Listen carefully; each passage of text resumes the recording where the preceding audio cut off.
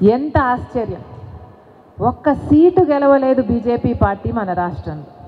ఒక్క ఎమ్మెల్యే గెలవలేదు, ఒక్క ఎంపీ గెలవలేదు. అయినా రాష్ట్రంలో అధికారంలో ఉన్నది ఏ పార్టీ రా అని చూస్తే ఈ 10 ఏళ్ళు ఏ పార్టీ అధికారంలో ఉంది? బీజేపీ పార్టీ అధికారంలో. చంద్రబాబు గారు అధికారంలో ఉన్నా బీజేపీ పార్టీ అధికారంలో ఉన్నట్టే. జగన్మోహన్ రెడ్డి గారి అధికారంలో ఉన్నా బీజేపీ పార్టీ అధికారంలో ఉన్నట్టే. ఇది కాదా వాస్తవం? ఇది కాదా జరుగుతున్నది? ప్రత్యేక హోదా అన్న అంశం మన రాష్ట్రానికి, మన బిడ్డలకి, మన భవిష్యత్తుకి ఎంతో విలువైంది, ఎంతో అవసరమైంది.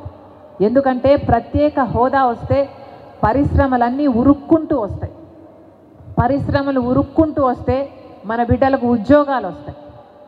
పక్క రాష్ట్రాలలో ప్రత్యేక హోదా ఇస్తే ఒక రాష్ట్రంలో 2000 పరిశ్రమలు వస్తే ఇంకో రాష్ట్రంలో 10,000 పరిశ్రమలు వచ్చాయి. ఈ 10 ఏళ్లలో మన రాష్ట్రంలో కనీసం పట్టుమని 10 కొత్త పరిశ్రమలు కూడా రాలేదు. దాంతో ఉద్యోగాలు లేక మన బిడ్డలు వలసలు పోతున్నారు. ఆఖరికి ఇదే కొనసాగితే ఆంధ్ర రాష్ట్రంలో అసలు యువతే లేకుండా పోతారు. లేదా ఉన్న యువత అంతా 10,000కు 12,000 రూపాయలకు జీతాలకు చిన్న చిన్న ఉద్యోగాలు చేసుకుంటూ బతకాల్సిన పరిస్థితి. అసలు ప్రత్యేక హోదా వస్తే కేంద్రం నుంచి వచ్చే నిధులకు అసలు అంతే లేకుండా ఉంటుంది. ప్రత్యేక హోదా వస్తే కేంద్రానికి మళ్ళీ మనం రాష్ట్రం తిరిగిచ్చే డబ్బులు మేము ఇవ్వలేము అన్నా కేంద్రం ఒప్పుకుంటుంది, లేదు తర్వాత ఇస్తామన్నా ఒప్పుకుంటుంది, లేదు వడ్డీ లేకుండా ఇస్తామన్నా ఒప్పుకుంటుంది. అసలు ప్రత్యేక హోదా మన రాష్ట్రానికి సంజీవిని లాంటిది. ప్రత్యేక హోదా లేనిదే మన రాష్ట్రం ముందడుగు వేయలేదు. ప్రత్యేక హోదా లేనిదే మన రాష్ట్రం బాగుపడదు. మనకు కొత్త రాజధాని ఎంత అవసరమో అందరికీ తెలుసు. మనకి ఈ రోజుటి వరకు 10 సంవత్సరాలు అయినా కూడా మనకు రాజధానియే లేదు.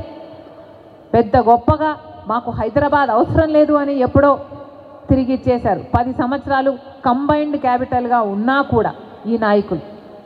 పోనీ ఇక్కడ రాజధాని ఉందా అంటే ఉందా ఇక్కడ రాజధాని? ఉందా ఇక్కడ రాజధాని? చంద్రబాబు గారేమో అమరావతి అంటారు. అమరావతి గురించి సింగపూర్ను చేస్తానని చెప్పి 3D గ్రాఫిక్స్ చూపిస్తారు. జగనన్న గారేమో లేదు మాకు ఒకటి సరిపోదు 3 రాజధానీలు కావాలి అంటారు.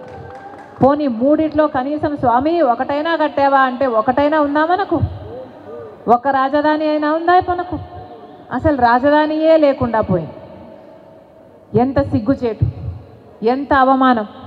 పక్క రాష్ట్రాలన్నీ హైదరాబాద్ అయితేనే, బెంగళూరు అయితేనే, చెన్నై అయితేనే వేగంగా దూసుకుపోతున్నాయి, అభివృద్ధి చెందుతున్నాయి. కానీ మనం మాత్రం ఎక్కడ వేసిన గొంగలి అక్కడే. 10 సంవత్సరాలు క్రితం ఎక్కడున్నామో ఇప్పుడు కూడా అక్కడే ఉన్నాం. దాంతో పక్క రాష్ట్రాలన్నీ ముందుకు పోతుంటే మనం మాత్రం అక్కడే ఉన్నా కూడా టెక్నికల్గా మనం 25 సంవత్సరాలు వెనక్కి వెళ్ళినట్టు. ఇది మన పరిస్థితి. ఇది ఈరోజు పరిస్థితి. ప్రత్యేక హోదా ఒకరేమో కాంగ్రెస్ పార్టీ 5 సంవత్సరాలు ఇస్తే 5 సంవత్సరాలు సరిపోదు మేము 10 సంవత్సరాలు ఇస్తాము అని మోడీ మన తిరుపతిలోనే ఆంధ్ర రాష్ట్ర ప్రజలకు మాటిచ్చారు. 10 సంవత్సరాలు ఇస్తాను, మీ బాధ నాకు అర్థమవుతుంది, మీ ఆవేదన నాకు అర్థమవుతుంది, నేను ఆంధ్రప్రదేశ్ రూపురేఖలనే మారుస్తాను, ఢిల్లీ నగరాన్ని తలతన్నే రాజధాని కడతాను, పెద్ద పెద్ద మాటలు చెప్పారు. తీరా ఎలక్షన్లు అయిపోయాక ఏమైందిరా అంటే ఒక్కటి కూడా నిలబెట్టుకోలేదు మోడీ గారు. చంద్రబాబు గారేమో మాకు సర్దుకోవడానికే సరిపోతుంది, మాకు 5-10 ఏళ్ళు, మాకు 15 ఏళ్ళు కావాలి అన్నాడు ప్రత్యేక హోదా. మళ్ళీ ఏమైంది? అందుకోసమే పొత్తు పెట్టుకుంటున్నానని చెప్పాడు. తీరా చూస్తే చంద్రబాబు గారు క్యాబినెట్ మినిస్ట్రీలు కూడా తీసుకున్నారు, బీజేపీతో డ్యూయెట్లు పాడుకున్నారు, 5 సంవత్సరాలు శుభ్రంగా ఉన్నారు. ఆ రోజుల్లో ఎవరైనా ప్రత్యేక హోదా గురించి మాట్లాడినా కూడా చంద్రబాబు గారు వాళ్ళ మీద కేసులు పెట్టాడు, జైల్లో పెట్టాడు. మనకు ప్రత్యేక హోదా లేదు, రాజధాని లేదు, పోలవరం లేదు, విశాఖ రైల్వే జోన్ లేదు, కడపలో స్టీల్ ఫ్యాక్టరీ లేదు, దుగ్గరాజపట్నంలో పోర్టు లేదు, Visakhapatnam to Chennai industrial corridor లేదు, ఉత్తరాంధ్రకు రాయలసీమకు స్పెషల్ ఎకనామిక్ ప్యాకేజీ అన్నారు, అది లేదు. రీఆర్గనైజేషన్ యాక్ట్లో పెట్టిన ఒక్కటి కూడా మనకు నెరవేర్చలేదు. మన కర్మ కాకపోతే బీజేపీ పార్టీ మనకు ఒక్క వాగ్దానం కూడా నిలబెట్టుకోకపోయినా కూడా ఈ ప్రతిపక్షం ఇటు పాలకపక్షం అదే బీజేపీ పార్టీతో డ్యూయట్లు పాడుతున్నాయి, అదే బీజేపీ పార్టీతో పొత్తులు పెట్టుకున్నాయి. ఈ పొత్తులు సామాన్యమైన పొత్తులు కాదు, ఈ పొత్తులు ఎవరికి కనిపించని పొత్తులు, ఈ పొత్తులు అక్రమ పొత్తులు, ఈ పొత్తులు రహస్య పొత్తులు. కానీ పొత్తులు ఉన్నాయి అన్న మాట వాస్తవం. ఎందుకంటే బీజేపీకి ఇన్ని సంవత్సరాలు, ఈ 10 సంవత్సరాలు బీజేపీ పెట్టిన ప్రతి బిల్లు ఈ పార్టీ అయినా వెనకేసుకుంటూనే వచ్చాయి. ఆఖరికి వాళ్ళు ఏ పదవి అడిగినా ఇస్తారు, ఏ ప్రాజెక్ట్ అయినా వాళ్ళ బిజినెస్ మెన్లకు ఇస్తారు.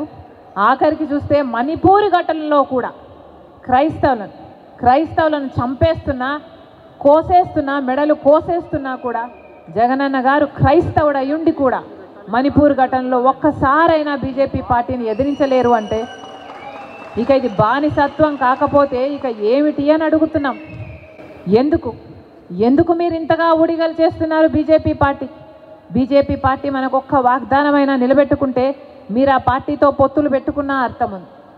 బీజేపీ పార్టీ మనకు పోలవరం ప్రాజెక్ట్ ఇవ్వలేదు, రాజధాని ఇవ్వలేదు, ప్రత్యేక హోదా ఇవ్వలేదు. ఒక్కటంటే ఒక్క మాట కూడా నిలబెట్టుకోకపోయినా ఈరోజు అదే బీజేపీ పార్టీకి వాళ్ళు బానిసలు కావడమే కాకుండా ఆఖరికి ఆంధ్ర రాష్ట్ర ప్రజలందరినీ బానిసలను చేయాలని చూస్తున్నారు.